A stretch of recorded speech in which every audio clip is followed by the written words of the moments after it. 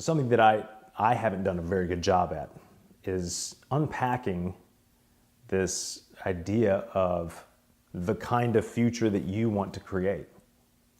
That's an ambiguous idea, right? So I say you're either living by somebody else's idea or your idea, but we're still talking about ideas. We're talking about concepts. So I want to make this as concrete as possible in order for people to understand that when you recognize where you are, when you recognize the box that maybe somebody else has put you in, that you've allowed yourself to get cozy and comfortable in, when you recognize that, you've asked yourself, why do I do what I do? Why do I believe these things? And you're realizing you're planning for somebody else's idea of your future. Well, the next step isn't to have it all figured out. It's not a quick jump, a quick transition to, hey, that was their idea, this is my idea, now I'm going to create it. Think about it like this. You take that first step outside that box that you've been living in. And if you have it all figured out, all you're doing is stepping into another box. And it just becomes a vicious cycle of continuous box stepping or box jumping. That's the last thing that I'd want anybody to actually do. Here's how you have to think about this. Your idea of the kind of future that you want to see starts with that first step outside of the box and asking that big question now of, well, this is what they say, but what else might be possible? When you ask the question of what else might be possible, you are taking a journey.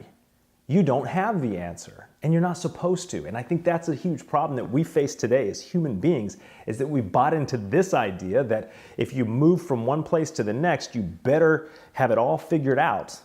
Otherwise, you're making a bad decision. And that is just, that's a false premise. That's not how we grow and evolve. Instead, we step out into things that are unknown, and we ask that question of what else might be possible.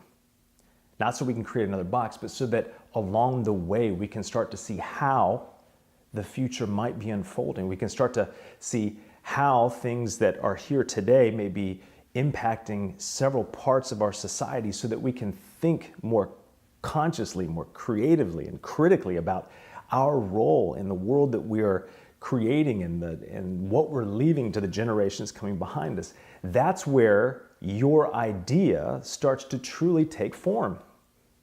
When I teach people how to think like a futurist, we don't start with their set destination vision and say, well, you got to have that figured out, and now we can start to talk about how to think about the future. No, we step out recognizing that we don't have it all figured out. We never will, and that's a massive advantage. So when I talk about creating the kind of future you want to see, it's important for people to understand that that doesn't happen by flipping a switch. It happens by realizing where you are, taking that first step, asking what else might be possible, and then continuing on that journey